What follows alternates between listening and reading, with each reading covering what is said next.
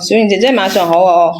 啊，嗯，即係我有個故事，我想分享同你講下噶，你前幾日想練過上問下你，嚟㗎嘛？係，我想問下你啊，即係我哋家庭嘅事咯。咩事啊？因為我結婚咁多年啊，即係過得一啲都唔開心啊。點解唔開心啊？因為我同我老公嘛喺出面打工識嘅，多謝阿拉你啊以前嘅佢就好窮，但係佢個人好老實啊，啊又好聽話。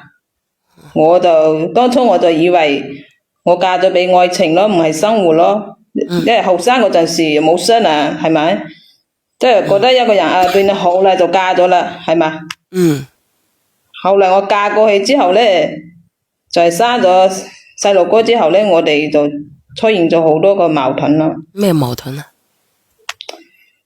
嗰啲矛盾咧都係圍繞我家公家婆同我個姑仔嘅。咁咩矛盾你講下咯？唉，即係點講咧？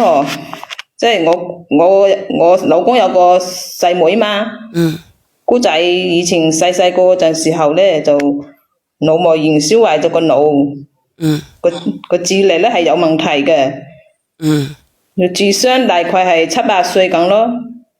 係，反正仲傻過我仔啊，反應就係好遲鈍嗰種咯。但係佢生得可以啊，二十幾歲啦。平時我家公就喺出面做嘢，我家婆咧就做啲雜工，我喺屋企帶細路哥。佢係練過啊，cut 咗落去啊，佢爆粗啊，我認得佢啊。前幾日練過爆粗，俾人 cut 咗落去嗰個女仔。繼續講。係啊，佢即係我喺屋企帶細路哥，佢哋兩公婆咧，家公家婆啊，每個月加起嚟就佢都有4000蚊個補貼家用俾我。啊，喺2023年嗰陣時，我家公啊，真係晚黑瞓覺嗰陣時咧，就突然腦梗塞死咗啦，真係好慘咯。啊，後尾我家婆咧又得咗 cancer 咯，乳腺癌。咁你想講啲乜嘢㗎？你連上嚟，即係講依家好難咯，即係我家婆依家又要化療，又要食藥。我唔使講，你哋都知道要用好多錢啦，係咪？佢哋雖然係有呢啲嘅存款，但係根本都唔夠用嘛。咁你想點啊？你話籌款嘅話，我哋都好窮㗎喎。我係叫你哋籌款，即係想講下，你先聽我講先，即係我想唔知點做啊！佢哋嘅死病個病嘛嗬，真係好慘咯！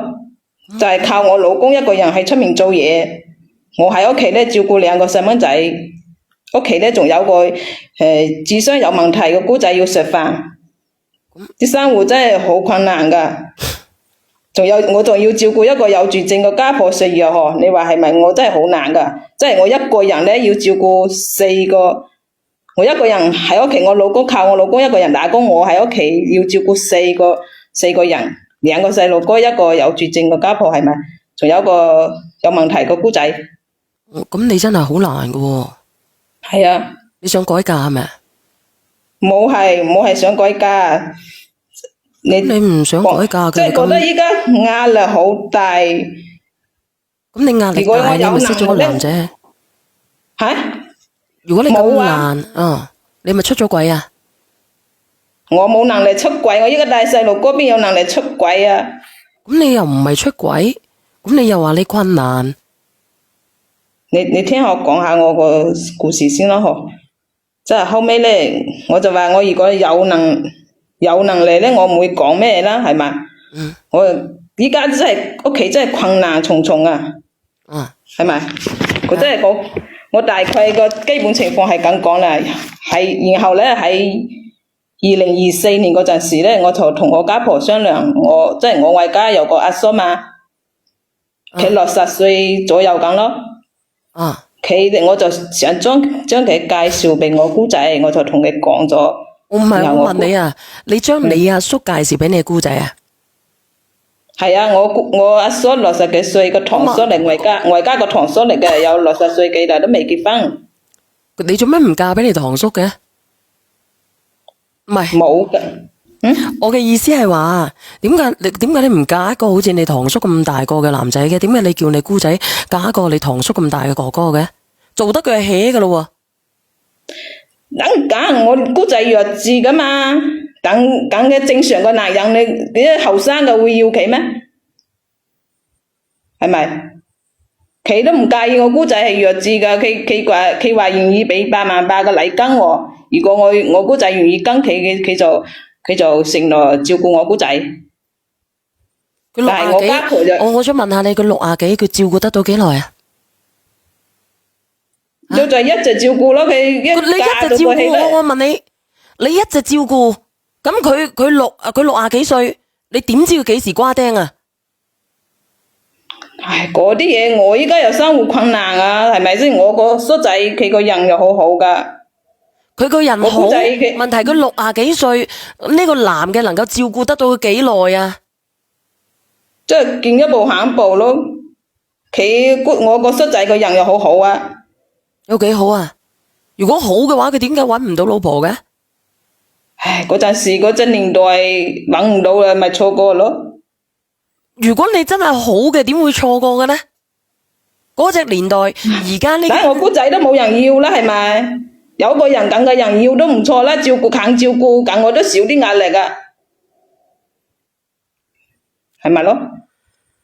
佢一承諾照顧我姑仔，我家婆就一直冇同意。你家婆唔同意？後尾咧，我就叫我老公嚟勸我家婆嘛，我家婆就係唔聽啊，佢就話我以後我姑仔同埋佢一齊住咯，嗌我同我老公兩個細路哥一齊住。咁咪分開住咯，分開住咯。分開住係冇幾耐，但係後尾我家婆啊，佢舊年咧乳腺癌就過咗身啦。咁乳腺癌過咗身，咁咪減輕你哋負擔咯。係過咗身係減輕咗我負擔。我老公咧問題就係我老公咧就驚我嗰隻姑仔一個人喺老屋度，因為佢同佢媽之前都係老屋度住嘛。我老公就驚佢一個人喺老屋俾人蝦，就想將佢接翻嚟。咁你肯定要接翻嚟噶，佢咁嘅情況。但係我就想將佢嫁俾我外家嗰個阿叔啊，因為我哋自己都好困難啦，真係。你困難，你將佢嫁，你係邊個啊，姐姐？咁我想將佢嫁過去都幾好噶，我叔仔又願意照顧佢，我冇覺得有咩嘢啊。嗱，我唔方便爆粗，我連即係我姑仔都冇人要嘅，係咪？嗱，你聽我講，你等等先，你聽聽啲觀眾係點樣諗嘅，好唔好？阿倒數第一咪你好。倒數第一咪，你係咪連錯咪噶？邊個啊？你係咪連錯咪啊？倒數第一咪。冇，我話佢唔使講啦，佢就貪嗰啲禮金啊，你知唔知啊？有8萬幾禮金，其他都唔使講啦。小圓姐姐我係咁樣諗喎，我真係而家真係壓力好大，我都係為佢好噶。你諗我姑仔而家智商就得個8歲啊，真係冇人要噶，係個女仔嚟噶。小圓姐姐晚上好，你又好。你真係想掉入佢呢名姐姐，你聽我講一句啦，我覺得你好無知啊！你去查下，即係如果係你個姑仔冇民事能力，即係點講啊？你又唔識嘅，你個閪佬又查書啦，煩到你交咁啊！倒數第一咪。唔係。我不會說那個白話，就是冇民事能力嘅民事。我跌接啦，我又開始跌接啦呢個，又開始跌接啦。即係等我講一句先啦。上面嗰位姐姐啊，咁好，點解你唔嫁嘅？即係就沒有民事行為能力的人，他是不可以嫁人的，唔可以嫁人噶。唔係嫁可唔可以嫁人另一回事。我個堂叔佢都冇介意嗱，有人要佢都唔錯啦。唔係有你介唔介意噶？呢啲犯法噶，你捉唔到主嘅，我就講咁多。唔係啊，做咩捉唔到主啊？因為我老公有同意啦。有啲法律法律常識啦，我就咁講咁多啦嚇。佢上面嗰位姐姐啊，啊，你講其實而家呢個社會有好多嗰啲咩某我姑某仔啊就政府識某咩津貼嗰啲我識嘢。做啲咩係咪？喂，姐姐你聽人講先啦。我話佢唔使嫁人㗎，有好多你有好多佢冇嫁人咁，我話壓力好大啊！我要照顧佢一世咩？有政府嗰啲人幫手㗎嘛，一定要有咩嫁人㗎咩？我依家政府幫得幾多啊？你就係想要嗰份禮金，如果佢嫁咗去，俾你個阿叔，如果你阿叔1-2年就瓜叉咁，佢點算？一瓜叉咗我再接翻嚟咯。佢係我家戶人係你係想要人哋嗰啲禮金？真係壓力好大，我咪圖過呢啲禮金，我希望有人照顧下我姑仔啦。佢10年好、30年好、40年好都好啦，係咪？你唔可以咁樣嫁你個姑仔㗎，你要做阿等哥阿我老公又嫂咧，同意係咗嘛有。你話嫁佢8萬8，你話我貪個8萬8禮金可以食一世啊嚇？補助嗰啲政府補助得幾百蚊啫嘛。佢有監護人㗎，佢個監護人係邊個？佢個監護人唔係你啊，姐姐你冇咁無知啦！我覺得你又蠢又無知又貪錢，又真係佢根本都阻止唔到嘅。你冇我家父人係我老公啊，但係我老公都同意咗啊。咁你到底想講啲乜嘢啊？你同意咗嘅，即係話而家你係將佢嫁咗過去嘅係咪？係啊，我咁咪上去嫁嗰個堂叔咧，佢先60歲，又身體又健康，我又冇咁快，點會咁快死咧？係咪？唔係咁你想點啊？你而家上咁你而家係嚟先，姐嫁咗姐。過去嘅係咪？姐姐你嫁咗過去嘅？嫁咗過去啦，但係依家咧就係仲有件事嘅話接翻嚟，將個被佢蝦，後尾又有人即係屋企附近。你到底係點樣？依家啊，即係附近嗰啲親戚嘛，又係度農事又講是講非，又話我叔仔話唔係話我隻姑仔啊，俾人哋我話我堂叔喺出面個上司翻嚟咧，又輸咗錢又打我姑仔。嗯，又揾人嚟，又揾人嚟要我姑仔嗰啲你唔係頭先你唔係話你阿叔仔好叫人㗎？佢話揾人嚟，佢輸咗錢揾人嚟咩？又打你姑仔。但係我去查過冇啲咁嘅事啊。唔係你再講多次，你再講多次。我姑仔都係啲人嚟做事嘅啫嘛。唔係你啱先講乜嘢？我聽唔清。真係我係即係依家啲附近嗰啲親戚就話俾我個老公個阿姑知。話我嗰隻堂叔輸咗錢打我姑仔，又俾人哋屌，俾人哋屌我姑仔喎，造謠嗰啲嘢出嚟，我係問過冇嗰啲事啊。但係我老公咧就個隻阿姑咧，佢就俾壓力俾我老公，話如果唔將我姑仔接翻嚟咧就報警喎。我老公好啦，啱啊！你話你堂叔咁好啊嘛？係啦，我係我都係叫一針上嚟屌佢啦，係我有個位啦，係。你咪還個公，你咪還你自己個公道咯，報警咯，報369咯。我為家個堂叔，我梗係清楚嘅，佢個為人先嫁出去嫁俾佢啦，係咪先？如果唔好嘅話，我嫁佢都係甩柒咩？點解咁多人唔講啊？點解咁多人唔講？係講你姑仔俾人搞啊？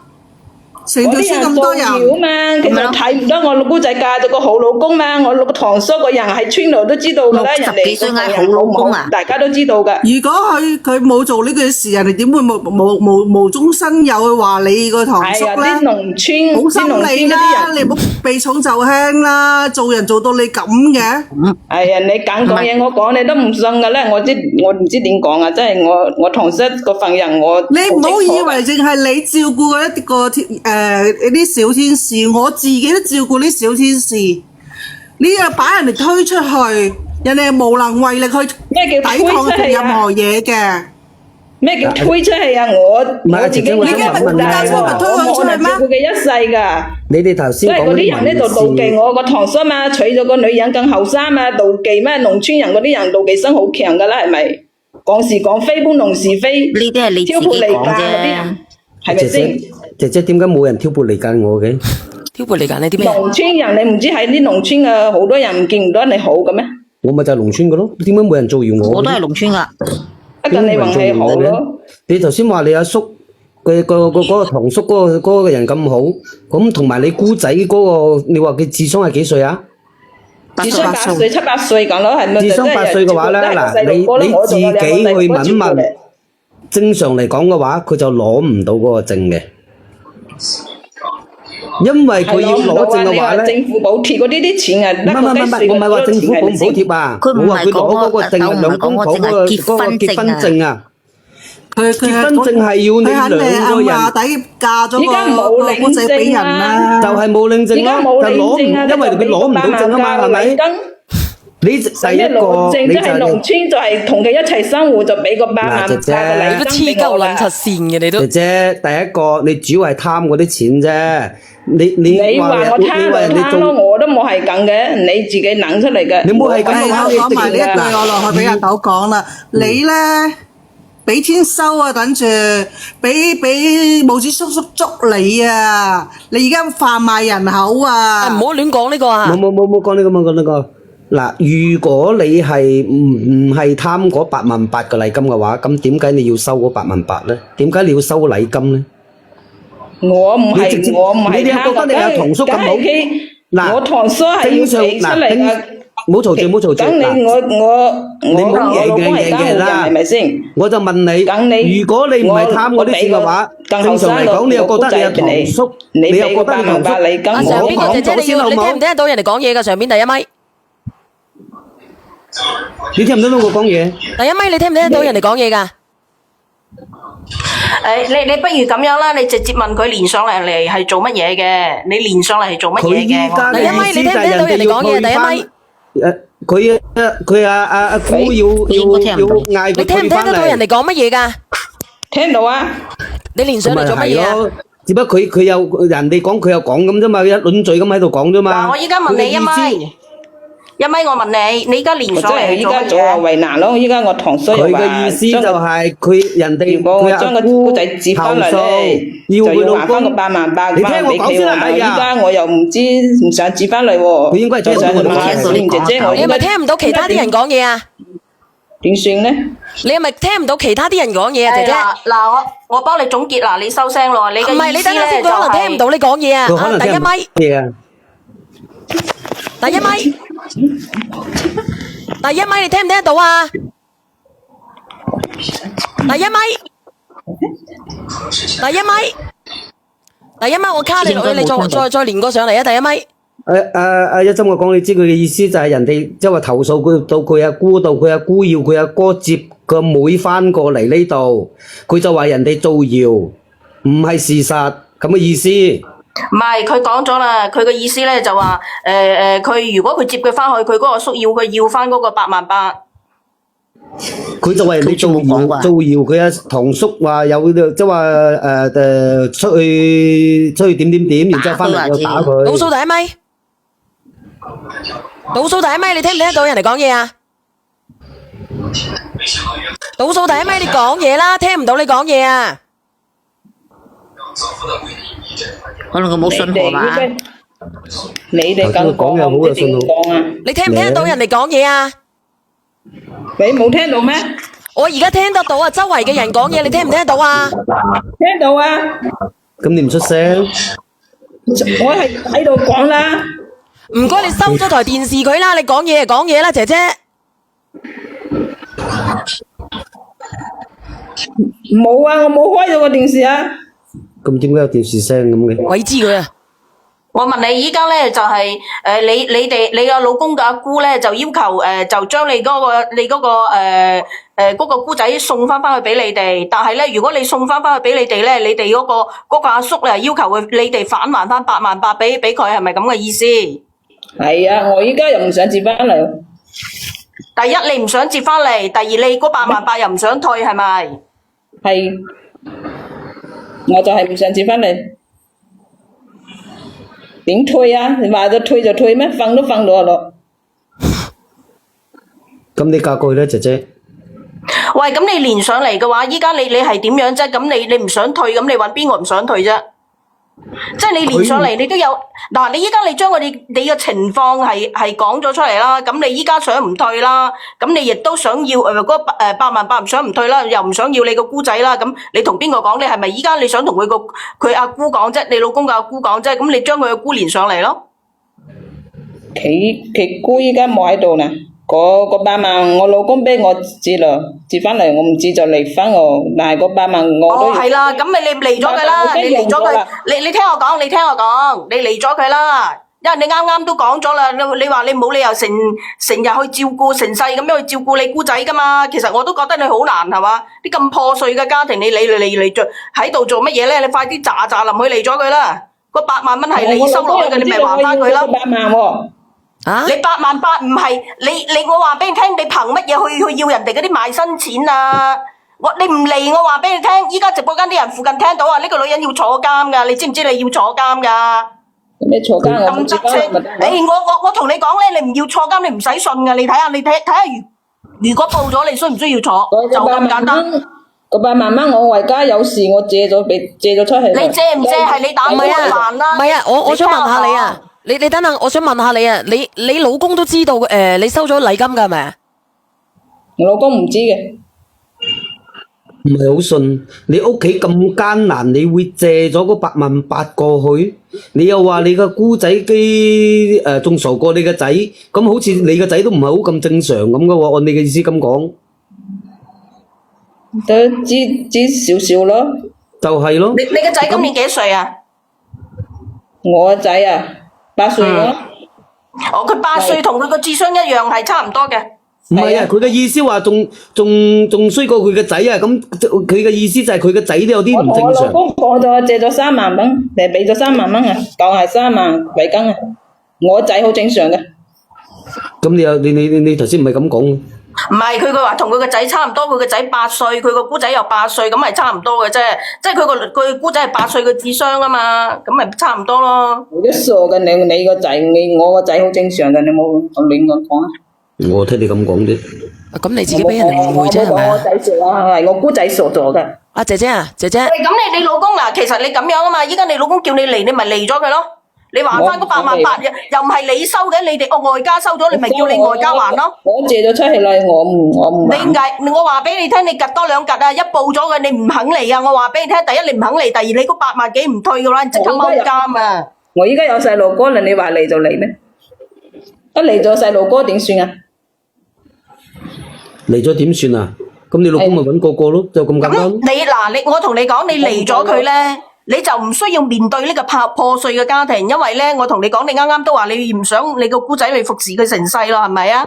咁你脫離呢個家庭，你咪唔使服侍佢咯。我而家有事借咗嚟，而家冇辦法還得上嚟俾我喺邊度？你還唔還係你嘅事，你可以去打工硬噶。你咁樣嘅話，如果我借啲錢翻嚟嘅話，我使晒，我係咪唔使還啦？你咁樣講都得嘅咩？冇有啊，豪少。咩唔得啫？你咁連上嚟做乜嘢？我問你，你連上嚟講到尾啦，連上嚟做乜嘢？我想同小瑩姐姐問下佢點算咯。問下佢點算嘅話，咁你依家點算啊？你咁樣唔係同你講啦，叫你還錢，叫你嚟咯。我就覺得我姑仔嫁我個堂叔。唔係啲嘢，唔係你自己覺得嘅，姐姐。阿姐姐啊，姐姐，你係咪唔想離婚？你嘅意思係？我又唔想離，又唔想還翻我啲禮金，因為禮金我為家借咗啦，我而家冇辦法還得上。你有冇親戚入到嚟呢個直播間聽嘅？冇啊！你唔使講冇啦，我呢度錄屏嘅，我話俾你知，好多人睇噶。你依家隻盤撇喺度啫，姐姐。嗱，我話俾你知，姐姐，我話俾你知，你呢個問題啊，你呢個問題，你外家，你最好叫你來外家攞翻啲錢出嚟，你睇下退幾多錢俾你哋個阿叔。仲有一個問題，你最好接佢翻嚟。如果唔係俾人報咗案咧，你就入去踎啦。你等定啦。我話俾你聽，你知唔知邊？你一定要坐。你唔信去問下律師，我唔知。不過律師同你講啲嘢，我覺得你聽唔明咯。你要坐，你嗰個阿叔要坐，同埋輪完佢，凡係掂過佢啲男人，所有都要坐。我話俾你聽，你坐得最重嘅。兩家都係情緣嘅，有咩好坐監啫？唔使啦，我話俾你聽，你夠唔夠膽報啊？你夠唔夠膽報啊？你報咗，你睇，我就問睇下你使唔使坐？我啱接涉完，反正我唔想嚟。一個冇民事能力嘅人，佢係唔可以結婚，所以佢領唔到證。所以啊，姐姐咧，其實你嘅人真係，其實我真係覺得你都唔知乜嘢，即係你咧，你嘅前世都唔知係咩投胎㗎，話俾你聽。你明明有低保攞㗎。阿姐姐，你聽唔聽到我講嘢？有低保佢攞㗎。講咗咧，而且佢講咗咧，佢幾百蚊，佢話佢應該係得個殘疾金。係啊，所以佢咪冇結婚證咯。得咩哦？而且我話俾你聽，佢唔會拖累，佢識所以嗰得自己沖啲錢你咪要涼，退咯。佢識得自己沖涼係嘛？佢最多食啖飯嘅啫，佢點會拖累你咧？你情我願嘅嘢有咩？我聽唔到佢應該係佢應該係2級智力啊，我估計應該係2級嘅。如果3級嘅，我哋嗰邊咧有個1、2級3嘅。如果佢3嘅咧，佢會佢1級級唔計嗰個我話俾你聽啦，嗰個補貼唔到7、8嘅。歲嘅智商其實唔係好低嘅咋。你話如果佢2、3歲真係好凄涼，你聽我講啦，唔好收聲我聽唔啊！到其他人講嘢，我落去先啦。我估計本身都冇有得7、8歲嘅智商真係唔係好低嘅咋。我同你講，有啲小朋友7、8歲係好聰明噶，即係如果有得7、8歲，你睇下依家20幾歲、10幾歲，有好多啲智商都係好低嘅。7、8歲，如果7、8歲有啲人咧，真係佢基本上佢可以自理噶啦。聽我講先啦，我個姑仔識洗衫識煮飯嘅，其實都係你情我願嘅事喎，冇咩。咁係咯，識洗衫識煮飯，你又話佢拖累你做乜鬼嘢啫？你咁樣啊，姐姐，你叫你老公上嚟啊！我老公依家冇得行，你應該唔夠膽連你，我話俾你知，你連呢個咪，你肯定身邊嘅人你都唔夠膽講啊，姐姐。佢依家唔使做嘢咩？佢食飯都要錢㗎，係咪先？佢平時講冇發燒都要錢㗎。喂，你不如咁樣啦，我依家如果你養細路哥又要錢，我再係咩問多你一次，你連上嚟係做乜嘢嘅？我就分享我故事咯，問下小燕姐姐。你分享完你可以落去啦，好冇？如果你又唔連呢個上嚟，又唔連嗰個上嚟，喺度得個講字咁樣嘅話，你想點樣啫？你嘅問題始終都要解決噶嘛。咁你解決你唔想退禮金，又唔想咩嘅話，咁咩都唔想退翻俾人哋嘅話，咁你想點樣？又唔想要你個姑仔嘅話，咁點算啊？我就係唔想嚟。我就係想同阿小燕姐姐講下點算啊！我又唔想嚟，即係又唔想退翻個禮金，我就係咁。小燕就話俾佢聽點樣？我老公就要趕我走喎，你哋咪出個主意俾我咯，我就係依家就唔想。人哋出個主意俾你啦，叫你走啦，你唔肯你老公走啊嘛？你老公應該係同你嘈咗一大交係咪啊？係啊，依家都屋企都換鎖啦，屋企。唔怪得你連上嚟，你個發瘟啊！佢啲脾氣好硬嘅呢個姐姐。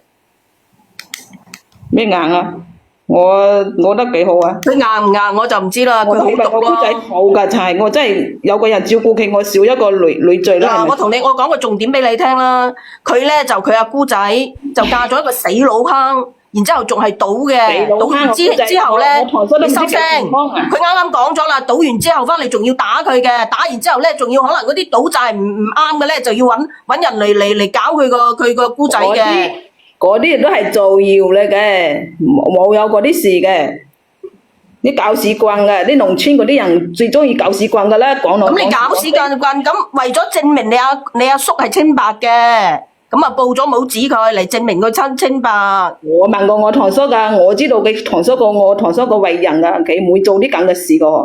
我堂叔又冇去賭錢咩，又話人哋嚟屌我姑仔都冇啲咁嘅事，我而家去翻去求證過啦。其實唔使求證噶，你報咗案佢，還你一個公道，你夠唔夠膽啊？我唔報啊，我唔想將個事情搞大啊。嗱，我同你講啊，姐姐，我同你講，你唔接翻去好好地善待嘅，你就拜拜啦。我都唔想同你講乜嘢。你冇幫我解決，我唔想落線。發暈嘅真係，唔係話解唔解決啊，姐姐，係你而家咁樣，你要傾啲乜嘢啊？你樣你都唔想嘅，你而家肯定係俾你老公拋咗出去嘅啦，唔使講嘢啊你。除咗呢兩日冇有解決嘅方法咩？我冇可能照顧佢成世噶，我一家人就靠我老公，本身就冇啱先錢啦。有冇人同你講嘢啊，姐姐？係咪先？啱先有冇人同你講嘢啊？你聽唔聽得到我講嘢啊？嗱，我知嘅招俾你啦，你要人哋幫你係嘛？其實呢個直播間真係冇人幫到你嘅。阿小圓冇咁叻，我都冇咁叻。分手啊，同你老公你咁辛聽我講，苦。我俾個解決嘅辦法俾你啦。你而家報咗母子，佢就幫到你噶啦，真係嘅，你信我。我唔想將個事情搞大。唔大噶，你信我啦，證明晒你哋一含屋嘅清白啊，就得呢個辦法嘅啫，真係嘅。你報咗母子啦。你都傻噶，想搞我俾你搞得到咩？小圓佢上嚟搞事嘅，唔係想嚟搞事。你以為你好好人咩？我搞事。唔係搞事，姐姐。小圓佢呢個故事咧，同1年半前咧有一個人連上嚟嘅係一模一樣，分毫不差。我唔知啊。如果報警我同你講啊，阿小圓姐姐，如果報警嘅話，我同我堂叔啊親戚都冇得做啦，真係啊！你以為呢啲叫大義滅親啊嚇？你做人更折墮嘅，叫人哋叫我報警，我都係佢哋兩廂情願噶嘛，我都係為咗佢哋好啊，有個人照顧佢係咪先？佢一個傻嘅人，你點樣叫佢兩廂情願啊？我都話佢識洗衫煮飯啦，傻邊個傻啫？你就傻。係你自己講佢8歲嘅智商噶。人哋8歲智商人識洗衣做飯，人又生得又靚，係咪先？咁我堂叔都執咗。所以你就將佢賣咗錢係咪？所以你就將佢賣咗錢係咪？咩叫賣啊？你講嘢咁難聽啊！咩叫賣啊？佢中意我堂叔，佢又跟住我堂叔咧，咪兩廂情願嘅咩嘢叫賣啫？咁你想點？我冇賣嘅喎，我亦都唔想離。你而家想點？我而家想點？我就係唔想離婚咯。我而家又唔想攞還翻個8萬八，我就真係想佢哋兩個繼續喺一齊。我冇理嗰啲謠言咯。話報警嗰啲事咧，冇必要啊！報警。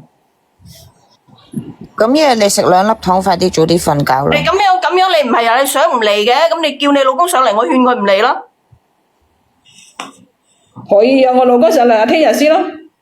啊，咁得啦，你落去啦，你勸佢上嚟啦，叫埋你姑姐上嚟啦，叫埋你嗰個姑上嚟啦，我勸佢唔嚟，我勸佢冇報警好冇？你落去啦。但係我同你講，你下次你唔好一支冷上嚟喎，你要叫人哋上嚟喎。但係你冇練過評論個言喎，可以嘛？小蓮姐姐啊，你冇練過評論言啊？得嘛？唔得。即係你嘅意思，即係話齋你同埋你老公上嚟，唔好連評論員係咪？係啊，得咪咯？嗱，我同你講明先啊，我呢個直播間係咁樣嘅。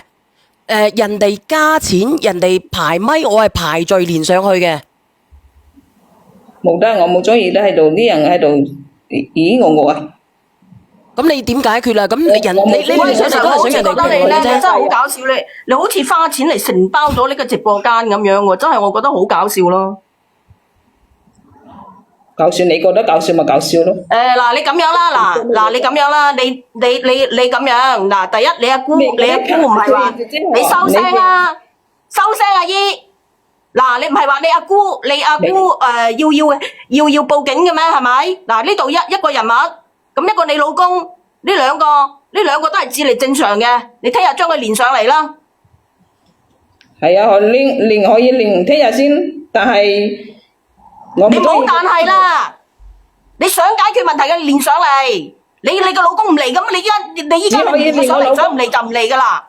只可以連我老公，邊個都唔得連，嗰啲評論員嗰啲冇得連嚇，因為我冇中意嗰啲人。係啊，係你嘅呢個直播間，你花咗幾多錢嚟包㗎？嗰啲巴閉。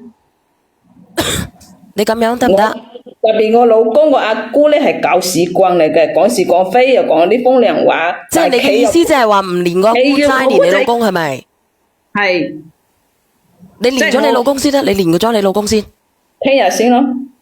嗱，你聽日連咗。咁你落去啦，落去啦，落去啦，落去啦。我依家仲有件事講，即係我老公嗰隻阿姑咧，就識得搞屎棍啦。佢話冇接翻嚟，佢就報警喎，但係。佢有冇出？等我接翻嚟嘅話，佢有冇出俾埋生活費俾我咧？我要養一個。嗱，我話俾你知，你聽我講，咁咪得啦，咁唔使講啦。你可以叫你老公上嚟。你嘅意思其實佢係心理壓力大嘅，佢死連上嚟就係。唔係，佢叫佢，如果佢將呢個女仔收翻去，即係去翻個屋企咧，要佢阿姑俾佢個撫養費俾佢啊！係啊，佢個傻女啊，你都未聽得明。佢就識得講風涼話啊嘛，佢自己又冇俾錢就嗌我接翻嚟，咁佢有冇諗過我一個人壓力幾大咧？係咪？個心理變態嘅呢個人。嗰隻阿姑又唔係咩好嘢。你咁樣啊？如果你阿姑話，如果你唔接翻嚟，佢報案係咪？我話俾你聽啦，如果你唔將你阿姑連上嚟，但淨係得你老公喺度，邊係解決到問題啊？你個老公唔接你阿姑仔翻到嚟，你哋阿姑係嘛？即係1、2、3咁就打咗110，咁你又點算啊？嗱，我同你講，如果你唔接翻，你應承接翻去咧，仲有彎轉嘅，你好好地善待人哋。我估計就係咁樣嘅啫。都係為咗咁樣嘅啫，如果唔係嘅話，唔係為咗你頭家，應該好多人報咗我同你講。我未理咁到啊！你自己諗喎。嗰隻阿姑，佢就話我咩惡咗嘛，但係我接翻嚟，佢有冇俾生活費咧俾我咧？我一個人喺屋企又冇嘢做，又照顧，靠我老公一個人係咪先？我要照顧2個細路哥，仲有一個殘疾嘅人。佢唔需要你哋點照顧嘅，佢識洗衫，佢識煮飯嘅姐姐。你只係睇唔順眼嘅啫，你知道人哋家庭係咁樣嘅，你隔籬把撚咩？就係嗰陣時後生嘛，以為我之前你後鬼生咩？我唔後生，你後生啊？好難相處呢個人。你聽日咧？你聽日咁樣啊？你我唔想，反正聽日就叫我老公。你聽日叫你老公上嚟，你聽日叫你老公上嚟。就係我老公嗰隻阿姑啊，就好你聽日朝頭早啊！你聽日朝頭早上嚟，或者晚上嘅8點50分，你落去先。